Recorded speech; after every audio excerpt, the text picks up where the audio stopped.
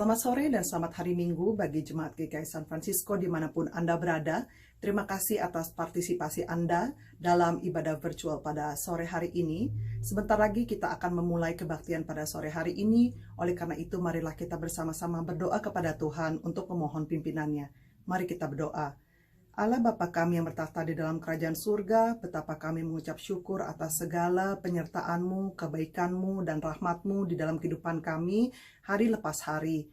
Kami percaya Bapa, apapun yang terjadi di dalam kehidupan kami, baik itu hal yang menyenangkan maupun tidak menyenangkan, semuanya adalah rencana daripada-Mu ya Bapa. Jika sebentar lagi kami akan mendengarkan sebagian dari firman-Mu, kami mohon bimbingan-Mu Bapa, kiranya Engkau hadir di tengah-tengah kami, hadir di rumah kami, Engkau berkati hati, pikiran, dan juga telinga kami agar kami dapat menerima firman-Mu dengan baik, agar firman-Mu dapat bertumbuh di hati kami, dan kami juga dapat melakukannya di dalam kehidupan kami sehari-hari. Kami berdoa untuk pendeta kami, Ibu Evangeline Poy, yang akan menyampaikan firman-Mu, kiranya Engkau berkati beliau, Engkau berkati dan urapi lidah dan bibirnya agar firman yang disampaikan dapat diterima oleh para jemaat-Mu dengan baik, sehingga jemaat-Mu dapat lebih bertumbuh lagi untuk mengasihi Engkau dan memuliakan Engkau di dalam kehidupan kami semua. Kiranya Engkau berkati kebaktian ini mulai dari awal, pertengahan, hingga akhir.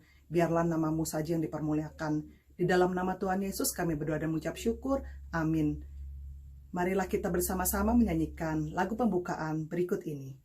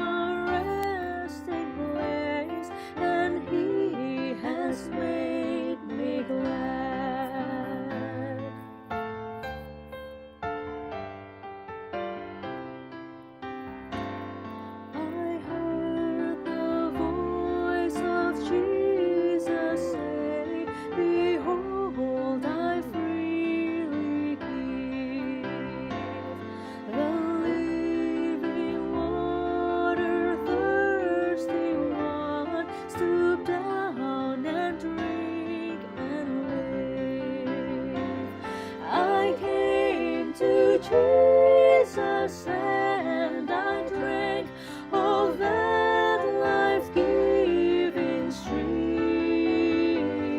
My thirst was quenched, my soul revived, and now I live in Him.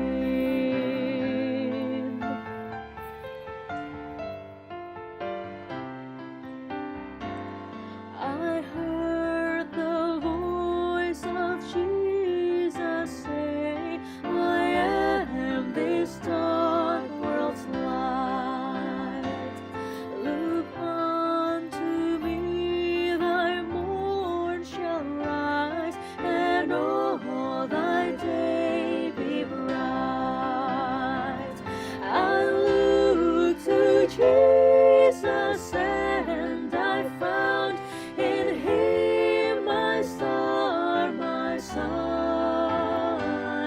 and in that light of life I walk till traveling days are done.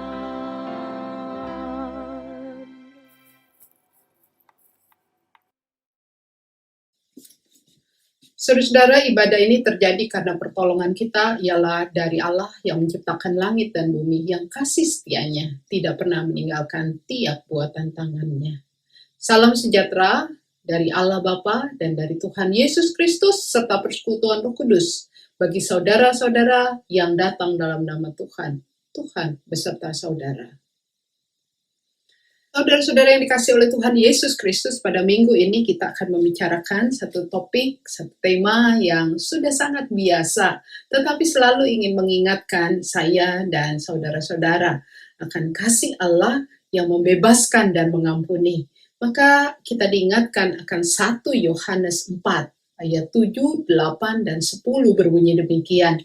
Saudara-saudara yang kekasih, marilah kita saling mengasihi. Sebab kasih itu berasal dari Allah. Dan setiap orang yang mengasihi lahir dari Allah dan mengenal Allah. Barang siapa tidak mengasihi, ia tidak mengenal Allah. Sebab Allah adalah kasih. Inilah kasih itu. Bukan kita yang telah mengasihi Allah, tetapi Allah yang telah mengasihi kita dan yang telah mengutus anaknya sebagai pendamaian bagi dosa-dosa kita.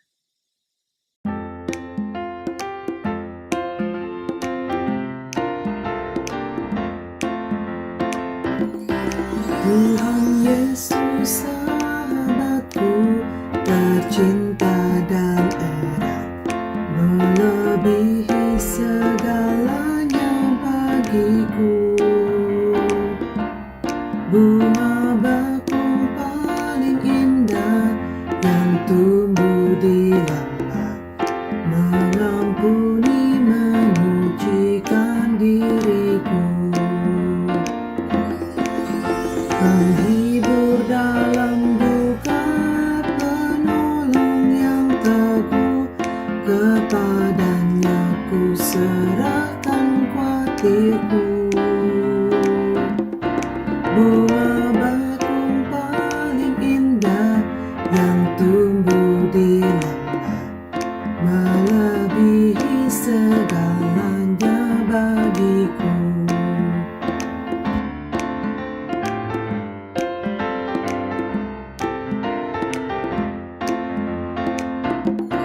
Di setiap pencobaan dan duka batinku, Ia benteng dan perisaiku tetap.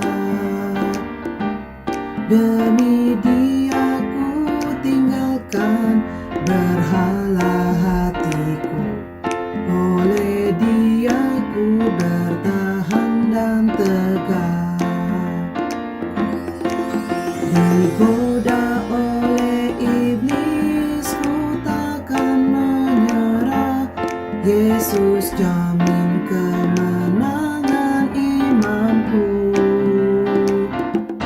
Bunga bakung paling indah yang tumbuh di lembah, melebihi segalanya bagiku.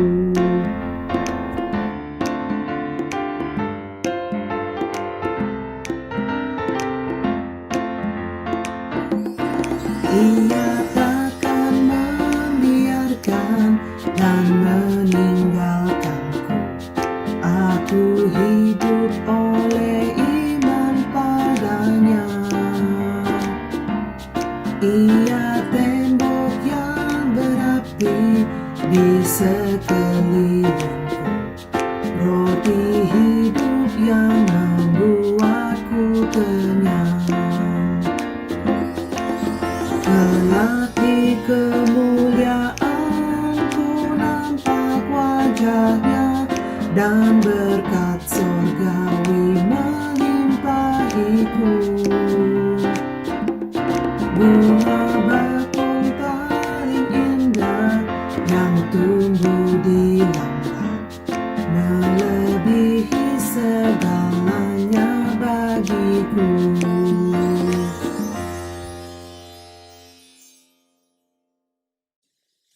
Mari saudara-saudara kita berdoa. Ya Allah, sekalipun kami selalu diingatkan bahwa kasih-Mu telah mengampuni kami. Tetapi demikian pula kami selalu saja menyakiti hati-Mu. Lewat pikiran kami, lewat perkataan kami, lewat isi hati kami, lewat perbuatan kami. Seringkali kami menyakiti hati-Mu kami melanggar segala perjanjian kasih sayang-Mu dengan terus hidup di dalam rasa takut, hidup dalam kemarahan, dendam, iri hati, sakit hati, dan kami sulit untuk mengampuni sesama kami, bahkan mengampuni diri kami sendiri. Biarlah ketika kami diingatkan ada anugerah-Mu, kami selalu ingin percaya bahwa anugerah-Mu cukup untuk membebaskan kami dari dosa, dan anugerah-Mu cukup untuk mendorong kami, menguatkan kami untuk mengampuni diri kami sendiri dan mengampuni sesama kami. Hanya di dalam nama Tuhan Yesus Kristus kami berdoa dan memohon. Amin.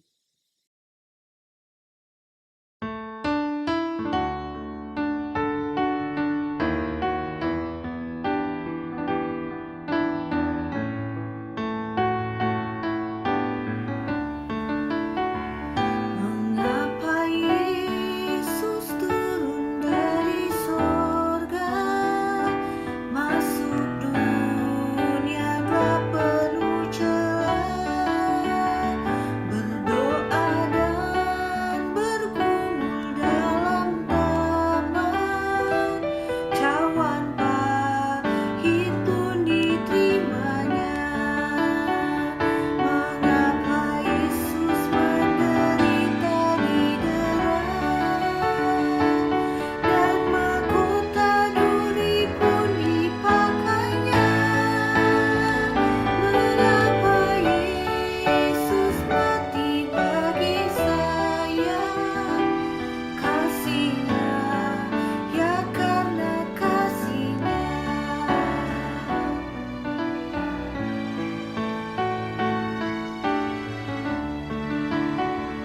Mengapa Yesus memegang tanganku bila ku di jalan tersesat? Mengapa Yesus beriku kekuatan bila jiwaku mulai penat? Mengapa Yesus mau menanggung dosaku? Beriku damai serta sukacitanya. Mengapa Dia mau melindungiku? Kasih-Nya, ya karena kasih-Nya. Kasih-Nya, ya karena kasih-Nya.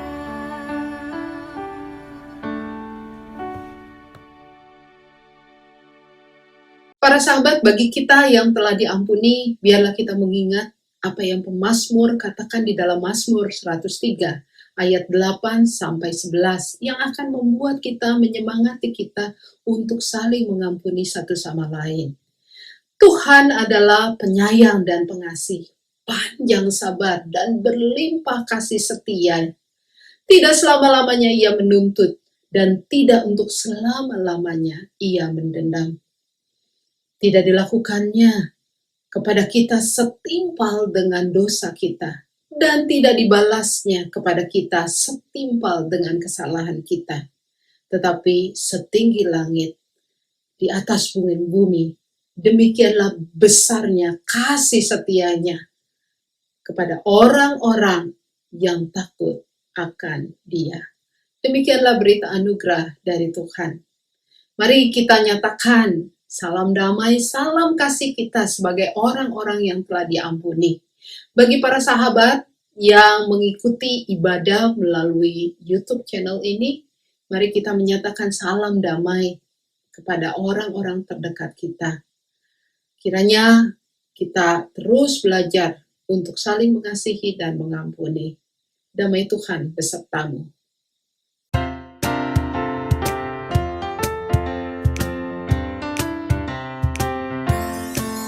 Ku diberikan hidung baru oleh Yesus Tuhanku, irama lagu paling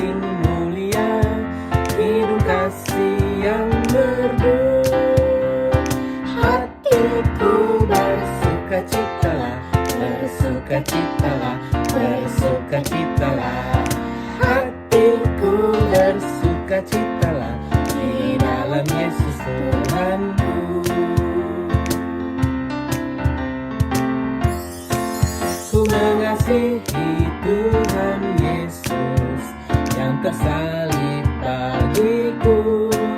Segala dosaku dihapusnya, hingga baru hidupku. Hatiku bersukacitalah, bersukacitalah, bersukacitalah. Hatiku bersukacitalah di dalam Yesus Tuhanku.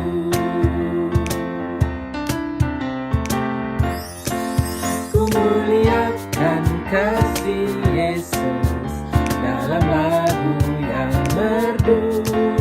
Kelak malaikat dalam surga mengiringi hidupku. Hatiku bersukacitalah, bersukacitalah, bersukacitalah. Hatiku bersukacitalah di dalam Yesus Tuhanku. Mari sebelum kita membaca dan merenungkan firman Tuhan, mari kita berdoa. Ya Roh Kudus, Allah yang menolong kami untuk menyadari dan menerima anugerah pengampunan-Mu, kiranya menolong kami untuk mendengarkan firman-Mu, memahaminya dengan akal budi, dengan hati yang tulus, sehingga membuat kami mampu untuk melakukan firman-Mu dalam hidup kami sehari-hari. Tolong hamba-Mu dengan kelemahan dan keterbatasan, baik ketika para hamba-Mu ini membacakan Alkitab maupun menyampaikan kebenaran firman-Mu. Biarlah Engkau mengurapi para hamba-Mu ini di dalam anugerah-Mu. Berkata-katalah ya Allah, karena kami anak-anak-Mu telah siap untuk mendengarkan. Hanya di dalam nama Tuhan Yesus Kristus kami berdoa dan memohon. Amin. Bacaan pertama, Keluaran 14 ayat 19 sampai 31. Kemudian bergeraklah malaikat Allah yang tadinya berjalan di depan tentara Israel, lalu berjalan di belakang mereka, dan tiang awan itu bergerak dari depan mereka, lalu berdiri di belakang mereka. Demikianlah tiang itu berdiri di antara tentara orang Mesir dan tentara orang Israel. Dan oleh karena awan itu menimbulkan kegelapan, maka malam itu lewat, sehingga yang satu tidak dapat mendekati yang lain semalam-malaman itu. Lalu Musa mengulurkan tangannya ke atas laut, dan semalam-malaman itu Tuhan menguakkan air laut dengan perantaraan angin timur yang keras, membuat laut itu menjadi tanah kering, maka terbelahlah air itu. Demikianlah orang Israel berjalan dari tengah-tengah laut di tempat kering, sedang di kiri dan di kanan mereka air itu sebagai tembok bagi mereka. Orang Mesir mengejar dan menyusul mereka. Segala kuda Fir'aun, keretanya dan orangnya yang berkuda sampai ke tengah-tengah laut. Dan pada waktu jaga pagi, Tuhan yang di dalam tiang api dan awan itu memandang kepada tentara orang Mesir, lalu dikacaukannya tentara orang Mesir itu. Ia membuat roda keretanya berjalan miring dan maju dengan berat, sehingga orang Mesir berkata, "Marilah kita lari meninggalkan orang Israel, sebab Tuhanlah yang berperang untuk mereka melawan Mesir." Berfirmanlah Tuhan kepada Musa, "Ulurkanlah tanganmu ke atas laut, supaya air berbalik meliputi orang Mesir, meliputi kereta mereka dan orang mereka yang berkuda." Musa mengulurkan tangannya ke atas laut, maka menjelang pagi berbaliklah air laut ke tempatnya, sedang orang Mesir lari menuju air itu. Demikianlah Tuhan mencampakkan orang Mesir ke tengah-tengah laut. Berbaliklah segala air itu, lalu menutupi kereta dan orang berkuda dari seluruh pasukan Firaun yang telah menyusul orang Israel itu ke laut. Seorang pun tidak ada yang tinggal dari mereka. Tetapi orang Israel berjalan di tempat kering dari tengah-tengah laut, sedang di kiri dan di kanan mereka air itu sebagai tembok bagi mereka. Demikianlah pada hari itu Tuhan menyelamatkan orang Israel dari orang Mesir.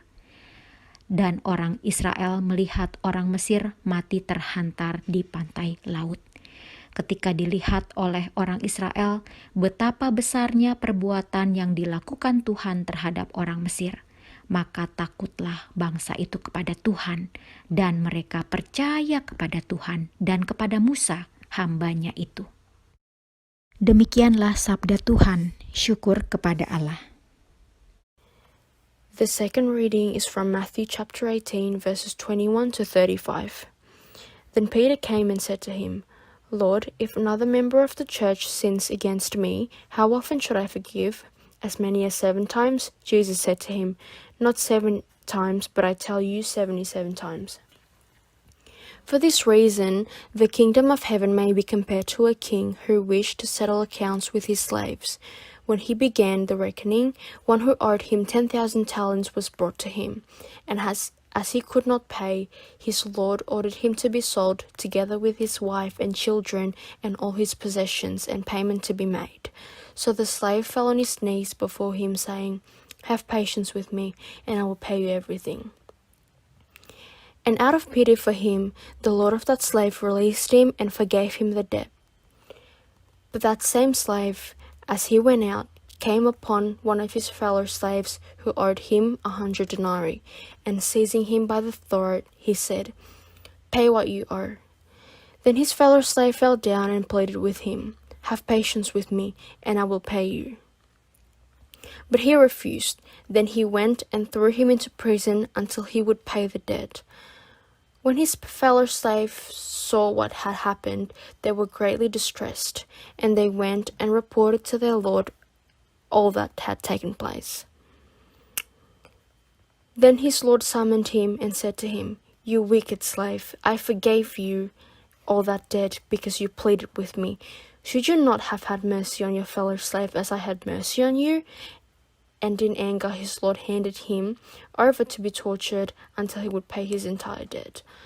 So my heavenly Father will also do to every one of you, if you do not forgive your brother or sister from your heart. Demikianlah pembacaan firman Tuhan. Yang berbahagia ialah mereka yang mendengarkan firman Allah dan memeliharanya. Haleluya. Para sahabat, bagaimana hidup kita di masa new normal saat ini? Sudah sejak bulan Maret kita harus membiasakan pada kehidupan yang baru, cuci tangan, selalu cuci tangan, jaga jarak, kemanapun kita pergi. Lalu kita, yang tidak bisa dilupakan sekarang yang harus selalu dibawa adalah masker, hand sanitizer, lalu juga kita tidak bisa kumpul-kumpul terlalu banyak, bahkan juga gereja harus kita lakukan beribadah, beraktivitas, harus kita lakukan secara online. Saya ingat bahwa apa yang kita anggap sebagai new normal ini untuk sebagian orang akhirnya menjadi sebuah ingatan bahwa aduh rasanya pengen banget kita kembali pada normal yang lama, yang kemana-mana nggak harus pakai masker, kemana-mana nggak harus nggak usah repot bawa hand sanitizer. Kalau kita juga bisa pergi bebas kemanapun kita mau tanpa harus dibatasi berapa lama, bahkan juga kita bisa ke gereja berkali-kali, bisa kumpul, bisa makan bareng setelah ibadah dan sebagainya.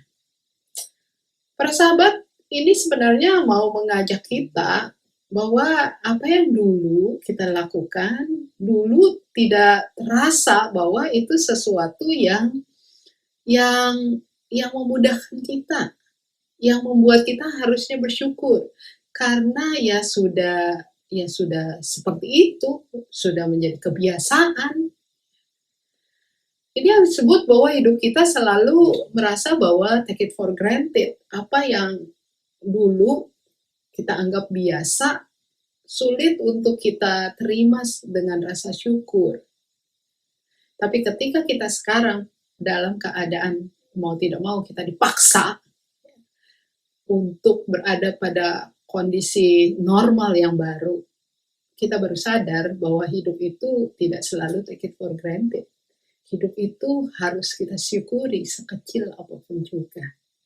Para sahabat, ketika kita membicarakan hidup yang take it for granted, ini sangat penting ketika saya dan saudara terus diingatkan akan perintah Tuhan untuk mengampuni sesama.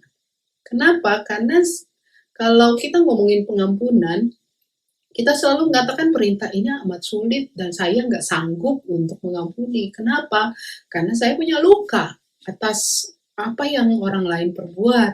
Dan ketika bicara tentang luka, kita juga punya memori yang amat kuat, bagaimana dia berkata-kata yang menyakiti hati saya, bagaimana tindakannya itu memukul saya, bagaimana apa yang dia kerjakan dan dia lakukan telah melukai saya. Kita punya memori itu dan kita mengatakan saya tidak mungkin bisa mengampuni.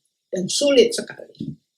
Karena itu mari saya ingin mengajak kita untuk memperhatikan ada dua kata yang sangat menarik dalam bacaan kita, yaitu kata hamba dan juga belas kasihan. Mari kita perhatikan satu persatu. Kalau kita lihat di dalam Alkitab kita, terutama Matius, Injil Matius, kita berjumpa pada perumpamaan Kristus tentang seorang hamba yang berhutang 10.000 dinar kepada Tuhan. Tadi saya mengatakan mari kita lihat kata hamba ini. Sebenarnya dalam bahasa Yunani digunakan kata doulos atau lebih tepatnya slave dalam bahasa Inggris atau budak. Jadi kalau hamba itu adalah orang yang bekerja dan masih dibayar. Tetapi kalau slave atau budak ini atau doulos ini hidupnya itu tidak lagi dibayar karena dia sudah dibayar duluan, yaitu lewat perdagangan pasar budak. Kayaknya buat kita yang tinggal di Amerika ini tidak asing dengan dunia slavery ya. Dalam sejarah Amerika juga kita tahu bagaimana para budak itu dijual dan setelah dijual disamakan dengan barang, dia tidak punya lagi hak untuk hidupnya. Yang berhak adalah tuannya. Yang menarik adalah di sini, kalau kita bicara soal pengampunan, kita lihat si hamba ini atau si budak ini sudah diampuni, sudah dibebaskan dari hutang-hutangnya. Kenapa ketika dia berjumpa dengan temannya, dengan sahabatnya yang berhutang, jauh lebih kecil darinya, dia tidak bisa membebaskan? Apa dia melupakan? Apa dia tidak melihat bahwa apa yang dia terima itu besar? Barangkali dia menganut apa yang tadi kita bicarakan. Hidup ini take it for granted. Ya, memang sudah seharusnya seperti itu. Padahal kalau kita lihat apa yang dialami oleh si budak ini tidak bisa dikatakan ya nilainya itu seperti hidup take it for granted, tidak. Malah dia semestinya melihat ada yang luar biasa terjadi dalam hidupnya. Mari kita perhatikan sekali lagi. Kata slave, kata doulos, kata budak ini digambarkan oleh penulis Injil Matius untuk menggambarkan apa yang telah dia terima dari si Tuhan yang begitu besar kasihnya. Karena tadi saya katakan bahwa sebagai seorang budak, dia tidak berhak untuk hidupnya. Maka aneh sebenarnya kalau dalam perumpamaan ini, Yesus mengatakan bahwa si budak ini berhutang 10.000 dinar. Karena bagaimana? Dia tidak mendapatkan gaji kok. Tidak lagi mendapatkan bayaran. Tetapi kita lihat, pertama-tama kemurahan tuannya ini adalah memberikan dia pinjaman yang luar biasa. Ini yang tidak seperti biasanya dalam relasi tuan dan budak itu. Tapi rupanya dia sepertinya dibayar dan bahkan diberi pinjaman ketika membutuhkan. Lalu yang kedua adalah ketika si budak ini berhutang 10.000 dinar dan dia tidak bisa membayarnya, walaupun mungkin ada aneh juga bahwa dia meminta aku waktu untuk membayarnya. Ini nggak mungkin banget. Karena kalau dihitung-hitung 10.000 dinar itu senilai kalau dia bekerja dan dibayar senilai 150.000 tahun upah hariannya. Bayangkan, ini sesuatu yang amat mustahil buat dia bayar untuk dia kembalikan. Tetapi kemurahan hati si tuan inilah ketika dia memohon supaya diberi waktu, tuannya melihat bahwa ya memang dia sampai kapanpun, sampai keturunannya yang keberapapun gak akan sanggup untuk membayarnya. Karena itu si tuannya ini membebaskannya. Bahkan ketika harusnya dia dan keluarganya itu dijual lagi sebagai pembayarannya, ini tidak dilakukan. Jadi sebenarnya anugerah yang diterima oleh si budak ini bukan anugerah yang ece-ece, bukan yang biasa, tetapi yang sungguh besar. Dan mungkin kalau kita coba melihat di dalam Keluaran 34 itu, ini yang sama halnya diterima oleh bangsa Israel dari Allah. Pada saat mereka menjadi budak bangsa Mesir, mereka hanya bisa memohon. Dan kalau kita lihat dalam perjalanan mereka melarikan diri dari tanah Mesir, apa yang terjadi? Kalau kita bayangkan ya seperti di film-film, ya sudah terjepit, nggak ada jalan keluar lagi, sudahlah, tinggal adalah mereka mati. Pilihannya adalah terjun ke tengah laut dan mati di laut, ya, atau mereka mati dibunuh, ditangkap dan sebagainya. Tetapi apa yang terjadi? Yang terjadi adalah Allah mengirimkan malaikat, memberikan tiang awan, sehingga kondisi menjadi gelap, para musuhnya tidak mampu melihat mereka dengan jelas. Bahkan yang lebih hebatnya lagi adalah Allah membelah Laut Merah itu. Dan mereka berjalan, bahkan para musuhnya kemudian dihancurkan dengan air itu ditutup kembali. Ini mau menunjukkan, mau mengingatkan bangsa Israel bahwa mereka juga sebenarnya menerima anugerah yang sama besarnya dengan apa yang diterima dalam kisah perumpamaan itu. Bahwa si budak ini menerima anugerah yang berlimpah, yang luar biasa. Karena itu sebenarnya hidupnya harus selalu menjadi ingatan bahwa Allah, bahwa Tuhan ini telah membebaskan. Bukan hidup yang biasa-biasa, seperti take it for granted itu. Para sahabat, rasanya ketika kita mau bicara soal pengampunan, ini pula yang harus selalu menjadi ingatan dalam diri saya dan juga para sahabat. Kalau kita melihat hari-hari yang kita jalani, bukankah setiap hari juga kita mengatakan, Tuhan ampuni saya, dalam doa-doa kita, dalam doa pribadi kita setiap hari. Bukankah kata Tuhan, ampunilah saya? Dalam doa Bapa kami pun kita diajarkan untuk mengatakan, Tuhan ampunilah kami. Atau tadi juga di dalam ibadah-ibadah kita setiap minggu kita selalu diajak, mari kita menaikkan doa pengakuan dosa. Karena apa? Karena kita disadarkan bahwa hidup kita ini tidak luput dari kerapuhan itu, bahwa kita adalah orang-orang yang berdosa. Dan ketika kita menyadari bahwa kita berdosa, kita memohon pengampunan, kita juga terus ingin diingatkan bahwa hidup kita adalah hidup yang dipenuhi oleh anugerah, oleh mujizat, karena kuasa Allah yang membebaskan dan mengampuni kita. Allah punya pilihan untuk tidak mengampuni saya dan saudara-saudara. Allah punya kuasa untuk tidak membebaskan kita dari dosa. Tetapi dia memilih menggunakan kuasanya untuk membebaskan dan mengampuni saya dan saudara-saudara. Karena itu kenapa pengampunan ini menjadi perintah yang terus menerus Tuhan ingatkan dan meminta kita untuk menjalankannya. Karena kita adalah orang-orang yang menerima anugerah yang besar itu. Saat kita tidak mampu membayar semua dosa-dosa kita dengan perbuatan baik. Saat kita tidak punya jalan keluar untuk menebus hidup kita. Tetapi Allah memberikannya gratis. Allah memberikannya dengan mengorbankan Tuhan Yesus Kristus dengan darah yang mahal. Bukankah ini anugerah yang bukan anugerah ece-ece loh?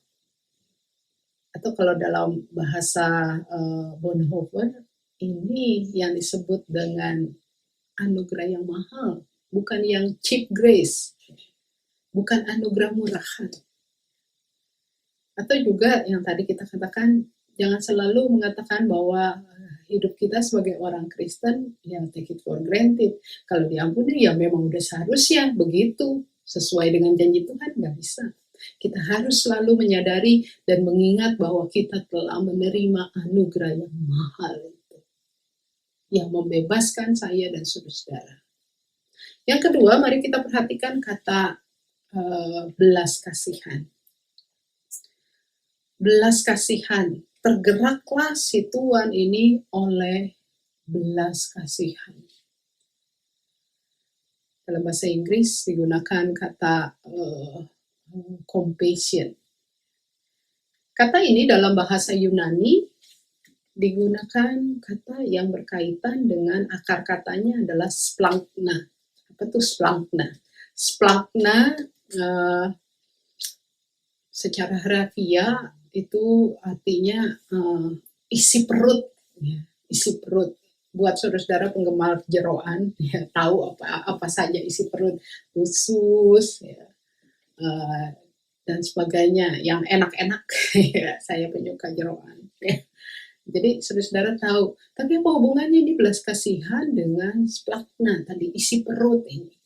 Saudara-saudara, mungkin kalau kita membayangkan begini. Kalau saudara-saudara merasa bahwa ada sesuatu yang menggembirakan, misalnya lihat anak lulus, lihat anak yang tadinya sakit kemudian sembuh, itu menimbulkan rasa haru kita. Atau mungkin tiba-tiba anak kita memeluk dan mengatakan I love you, itu mengharukan kita. Apa yang keluar? Yang keluar adalah kayaknya dari dalam perut ini ada rasa yang kuat dan akhirnya bukan hanya membuat kita tersenyum tapi juga bisa mengeluarkan air mata, ada rasa haru.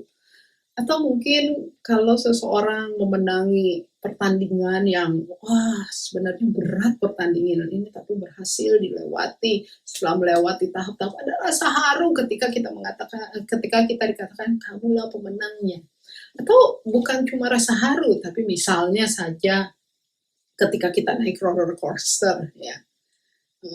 Rasa takut itu membuat ini perut ini menjadi mules, ya. Jadi mules sekali dan itu keluar dan membuat kita seluruh badan ini bergetar. Atau kalau kita menghadapi ujian atau harus perform sesuatu, atau juga kayak misalnya saya, kalau setiap kali saya khotbah juga masih rasanya mules, ya, ada dari dalam perut ini rasa membuat ada ketakutan, bisa nggak ya dan sebagainya, bisa nggak ya saya ini selamat atau enggak ya roller coaster itu, seperti itu ada rasa takut yang keluar dari perut dan itu keluar menggetarkan hati kita. Atau juga mungkin ketika kita sedih ada tangisan yang sangat menyedihkan, ini bukan cuma air mata yang keluar begitu saja, tetapi itu lahir dari rasa sakit yang luar biasa dari dalam perut itu karena kesedihan dan luka-luka di dalam hati kita. Nah, kira-kira splankna itu seperti itu, ya. Jadi ketika dikatakan bahwa belas kasihan, tergerak oleh belas kasihan, maka pengampunan ini bicara tentang apa yang harusnya keluar dari dalam diri kita. Harus digerakkan dari dalam diri kita ketika kita menyaksikan orang yang ada di hadapan kita. Ini yang dilakukan oleh si Tuhan ketika melihat si hambanya itu memohon dan juga mengingat bahwa nggak mungkinlah dia membayar, itu menimbulkan belas kasihan. Allah juga seperti itu kepada saya dan saudara. Ketika dia tahu bahwa kita tidak mampu untuk membayar semua kesalahan kita, maka belas kasihan Allah itu keluar dari dalam dirinya. Cintanya yang membebaskan itu keluar dari dalam dirinya sepenuh hatinya. Maka para sahabat, ketika kita bicara tentang pengampunan dan juga sulitnya karena kita mengingat luka-luka, merasakan luka-luka, saya ingat salah satu tulisan Pak Eka Dharma Putra, dia mengatakan bahwa pengampunan bukan soal melupakan atau forget and forgive. Tapi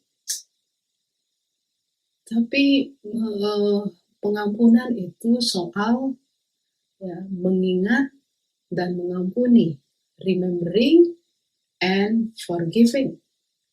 Jadi memang mengingat rasa getir, sakitnya, lukanya, Pak Eka katakan, itu tetap menjadi ingatan. Tetapi di tengah rasa luka, getir, pahit itu, Pak Eka mengatakan, tapi saya tetap merasakan, mengingat yang getir-getir itu, tapi saya tetap mengampuni. Maka ini mau mengajak kita, pengampunan itu bukan bicara soal melupakan, kita ingat kok. Kita ingat. Tapi ketika ingatan rasa sakit itu bukankah hanya orang-orang yang sakit yang tahu bahwa dia butuh dokter? Hanya orang-orang yang sakit, orang-orang yang tahu bahwa pengalaman sakitnya jangan sampai dialami lagi oleh orang lain. Dia ingin menjadi, kalau saya sembuh dari rasa sakit, kepahitan hati ini, maka ini akan membebaskan. Bukan saya, tapi juga orang lain. Tidak lagi mengalami kesakitan yang sama. Jangan merasakan kesakitan dan kegetiran yang sama. Karena itu kenapa ketika kita bicara tentang mengampuni, maka sebenarnya pengampunan, sekali lagi, saya pernah mengkhotbahkan ini, sekali lagi pertama-tama pengampunan itu membebaskan kita. Bukan membebaskan orang yang melakukan kesalahan. Membebaskan saya yang dilukai, karena rasa sakit itu kemudian disembuhkan ketika saya mengampuni orang tersebut. Saya tidak lagi dipenuhi dengan keparahan, dendam, dikuasai oleh semuanya itu. Karena saya belajar untuk bagaimana saya melepaskan pengampunan itu. Dan ini tadi, hanya orang-orang yang mengalami sakit, kepahitan, kegetiran itu, dia akan mampu untuk mengampuni. Para sahabat, sekali lagi hari ini kita ingin diingatkan kalau pada new normal karena COVID ini kita memang dipaksa untuk menerima keadaan normal yang baru. Maka saat ini ketika kita diingatkan lagi bahwa kita hidup harus saling mengampuni, pengampunan itu adalah sebuah pilihan untuk menggunakan kekuasaan kita. Apakah kita mau menggunakan kekuasaan itu untuk membalas kejahatan dengan kejahatan? Atau kita mau memilih membalas kejahatan dengan mengasihi? Maka dua hal yang tadi diingatkan kepada saya dan saudara-saudara, ingatlah bahwa kita sendiri sudah menerima anugerah pengampunan yang luar biasa. Dan kita juga diingatkan bahwa compassion, splankna, pengampunan itu harus muncul dan juga timbul karena kita menyikapi rasa sakit, rasa luka itu dari dalam diri dan mengubahnya supaya rasa sakit itu tidak lagi menular, bahkan sembuh. Saya ingat seorang pendeta Lutheran, David Luce, mengatakan begini, pengampunan pada akhirnya adalah keputusan tentang masa lalu. Keputusan untuk menerima dengan baik bahwa kita tidak bisa mengubah masa lalu kita. Artinya kita tidak bisa mengubah kenyataan bahwa saya memang pernah dilukai, disakiti, dan sebagainya. Dan juga kita diingatkan bahwa kita juga harus bisa menerima bahwa masa lalu bisa jadi atau jangan sampai menahan kita untuk menjalani hidup ini ke depan. Masa lalu yang pahit-pahit itu jangan sampai menghentikan kita untuk menjalani hidup di masa depan. Pengampunan adalah keputusan tentang masa lalu yang akhirnya menentukan masa depan. Pada saat kita mengampuni, Anda melepaskan masa lalu dan memasuki masa depan yang terbuka. Ketika Anda tidak bisa mengampuni, Anda tetap terikat pada masa lalu itu sampai akhir zaman. Pengampunan dalam pengertian ini adalah kebebasan. Kebebasan dari masa lalu. Kebebasan untuk masa depan. Dan jenis kebebasan ini, inilah yang Tuhan kerjakan dan Tuhan inginkan bagi saya dan saudara-saudara. Tuhan memberkati saudara-saudara. Amin.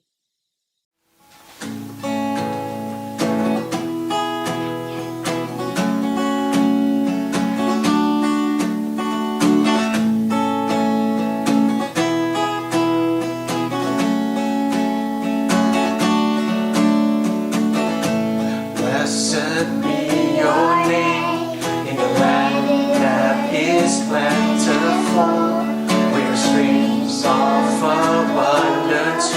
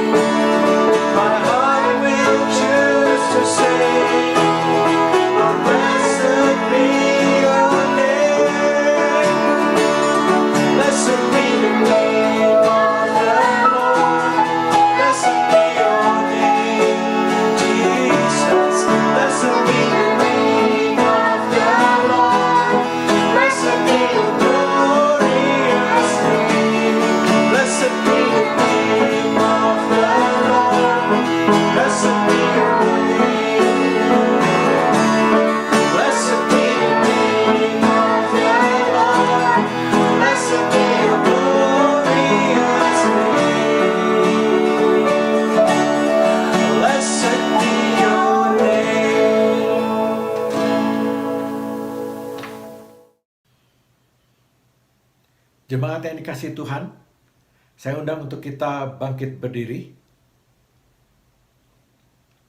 Bersama dengan gereja di segala tempat dan abad, marilah kita bersama-sama menyatakan iman percaya kita seturut dengan pengakuan iman rasuli demikian.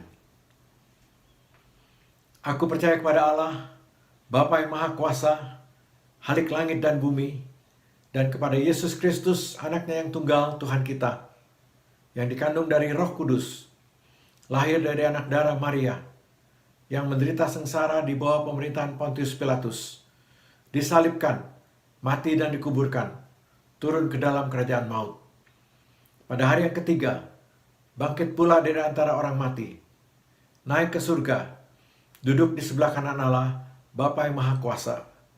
Dan dari sana ia akan datang untuk menghakimi orang yang hidup dan yang mati.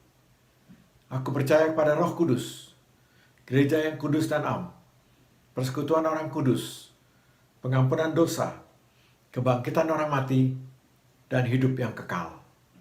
Amin. Dipersilakan duduk kembali. Mari saudara-saudara kita menaikkan doa-doa syafaat kita. Mari kita berdoa. Ya Allah, kami bersyukur bahwa kami adalah orang-orang yang menerima anugerah terbesar dari Allah, yaitu Allah yang mengampuni. Maka biarlah kami juga boleh mengingat ini, bukan sebagai sebuah anugerah yang murah, tetapi anugerah yang akan terus menggerakkan kami mempunyai belas kasihan kepada sesama kami.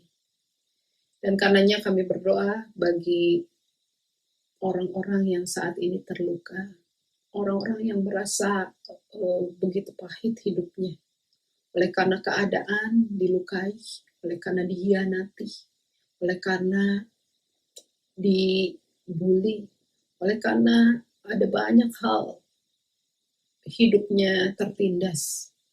Bersama-samalah dengan mereka ya Tuhan. Biarkan rasa sakit itu menjadi pendorong bagi mereka untuk melakukan dan memberikan pengampunan. Pengampunan yang pertama-tama yang akan membebaskan mereka dari kepahitan, dari luka, dari sakit hati.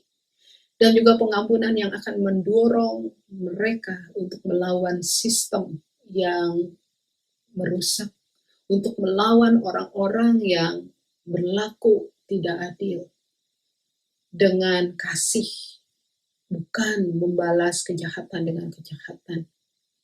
Kami berdoa biarlah Tuhan juga menghibur buat para sahabat kami, kerabat kami yang saat ini berduka karena kehilangan, karena sedang mengalami sakit, karena sedang mengalami susahnya hidup di masa pandemi ini, mungkin karena pekerjaan yang mulai terbatas, keadaan kondisi keuangan rumah tangga yang mengkhawatirkan, kehidupan yang sama sekali berbeda yang membuat mereka tidak mampu untuk menjalani kehidupan yang sama seperti di masa lalu.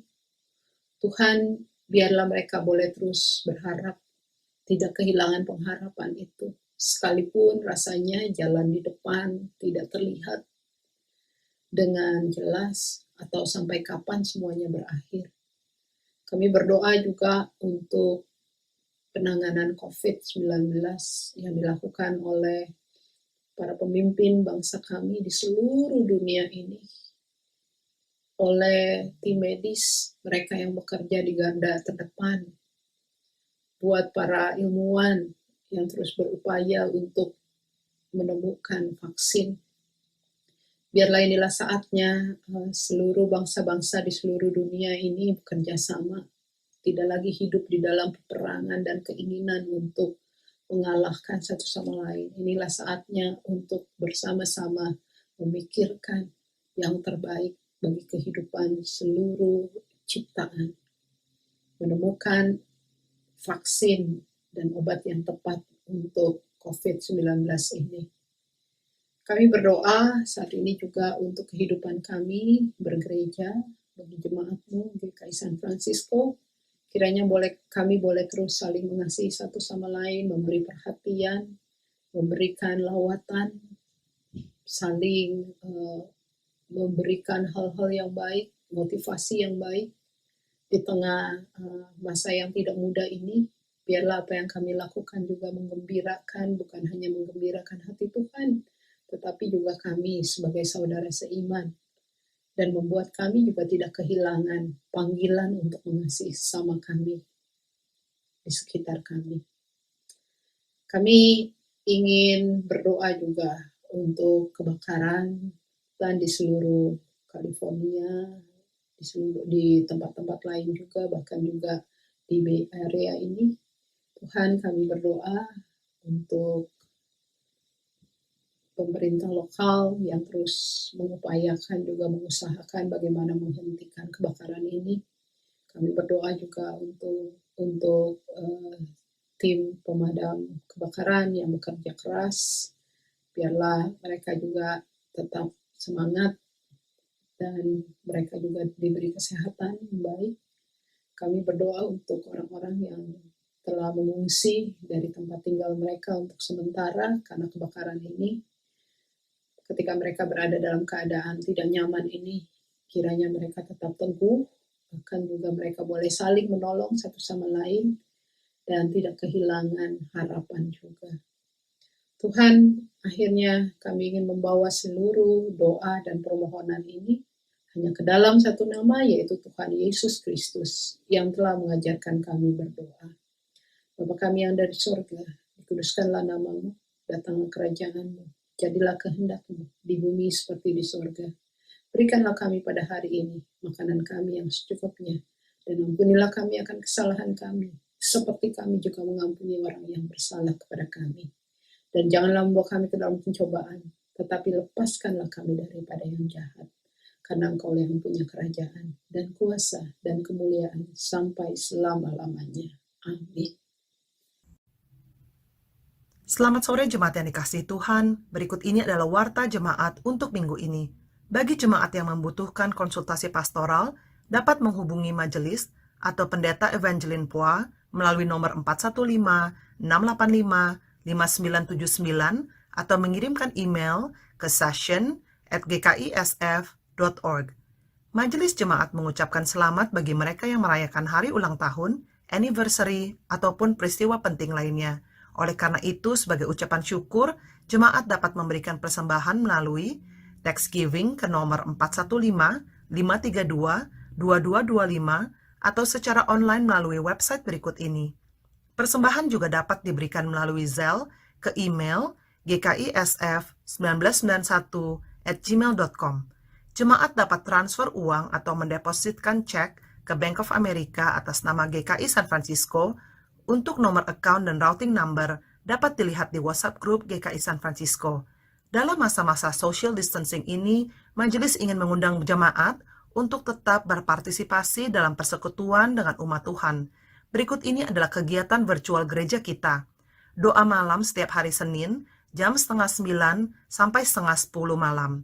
Pemahaman Alkitab setiap hari Kamis malam, jam 8:30 sampai dengan jam 8:30.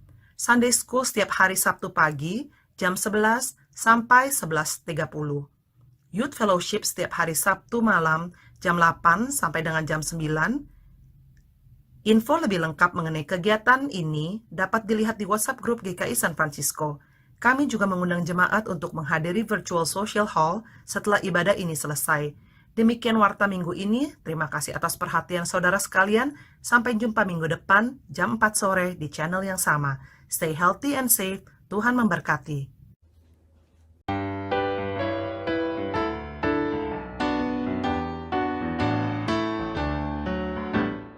Aku hendak tetap berhati tulus karena teman mempercayaiku.